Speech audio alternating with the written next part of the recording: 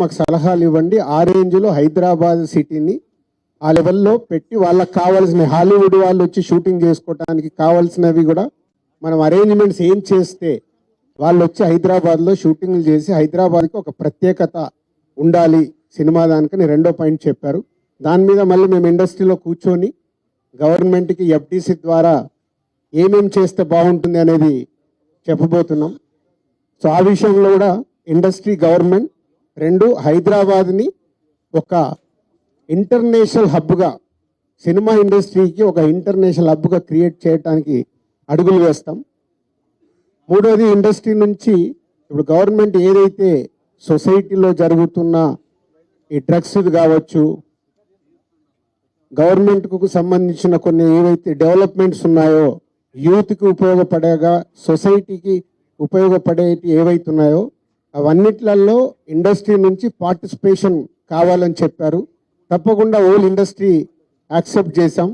ఎందుకంటే గవర్నమెంట్ చేస్తున్న మంచి పనులకి, అలాగే ఈ డ్రగ్స్ విషయంలో కానీ ఈ విషయంలో ఇండస్ట్రీ నుంచి మా హీరోలు, డైరెక్టర్లు ఎవరైతే ప్రత్యేకంగా వాళ్ళ ద్వారా చెప్తే సొసైటీకి రీచ్ అవుతుందో ఆ కార్యక్రమం కూడా తీసుకురాబోతున్నాం.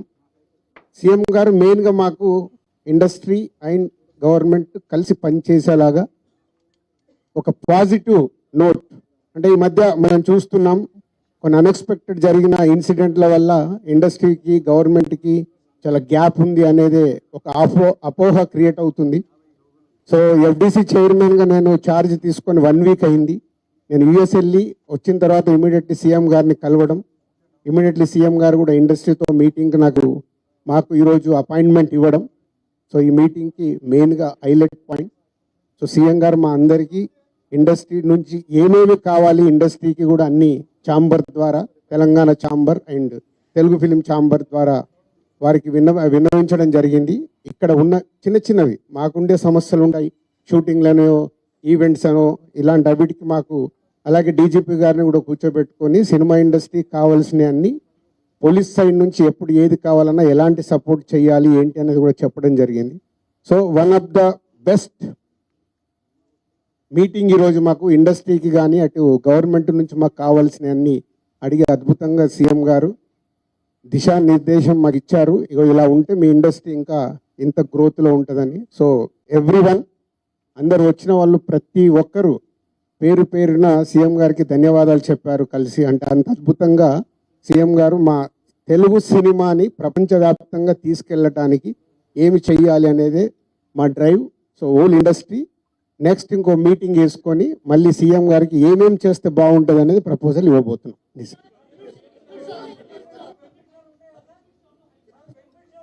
ఇప్పుడు ఇంకా టికెట్ రేట్లు, బెనిఫిట్ షోల వరకు టాపిక్ కాదమ్మా, ముందు ఇండస్ట్రీ గ్రోత్ అది చిన్న పార్ట్. అది బెనిఫిట్ షోలు, టికెట్ రేట్లు అనేది చిన్న పార్ట్, దానికి ఇంపార్టెన్స్ కాదు. గవర్నమెంట్ పెద్దది, నేషనల్ వైడ్గా ఇంటర్నేషనల్ వైడ్గా తెలుగు సినిమాని ఎలా తీసుకెళ్దామనే బిగ్ విజన్, అదే ఎజెండా. సినిమాలు సెకండరీ, సంవత్సరంలో 200 సినిమాలు వస్తాయి, అది ఇంపార్టెంట్ కాదు. తెలుగు సినిమాని ప్రపంచవ్యాప్తంగా హై లెవెల్లో పెట్టడానికి ఏం చేయాలి, హైదరాబాద్ని ఇంటర్నేషనల్ హబ్గా ఎలా చేయాలి, ఇవి చాలా పెద్దవి. చిన్న చిన్న విషయాలు మనం మాట్లాడుకోవాల్సిన అవసరం లేదు, అవన్నీ టైం చెప్తాయి. इमीडिएटली 15 डेज में सीएम साहब एफडीसी एज ए चेयरमैन, अभी मैं इंडस्ट्री को और गवर्नमेंट के बीच में कैसा क्या क्या लेके अभी गवर्नमेंट को सबमिट करना इमीडिएटली मैं स्टार्ट करता हूँ, वो मेरा जॉब है. या नेक्स्ट स्टेप कमिटी వాళ్ళు మినిస్టర్స్ని కూడా కమిటీలో మెంబర్స్గా ఇస్తామన్నారు. సో అది తీసుకొని ఇండస్ట్రీ నుంచి కూడా కొంతమందిని తీసుకొని ఎఫ్డిసి మధ్యలో ఉంటూ ఒక కమిటీ ఆర్గనైజ్ చేసుకొని ఇవన్నీ, అంటే పెద్దవి మాకు బిగ్ ఛాలెంజ్ ఇచ్చారు సీఎం గారు, దానికి రీచ్ అవ్వాలి.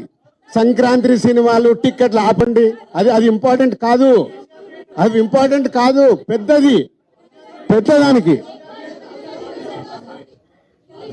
मैं एक काम करता हूं, मैं ये जो इधर गवर्नमेंट ऑफिशियल से जो काम होना हो गए, मैं एफडीसी की बुला के आप लोगों का Q&A होना बोलता हूं, मैं एफडीसी में लगा के बुलाता हूं. Okay, thank you very much. Pay చేస్తూ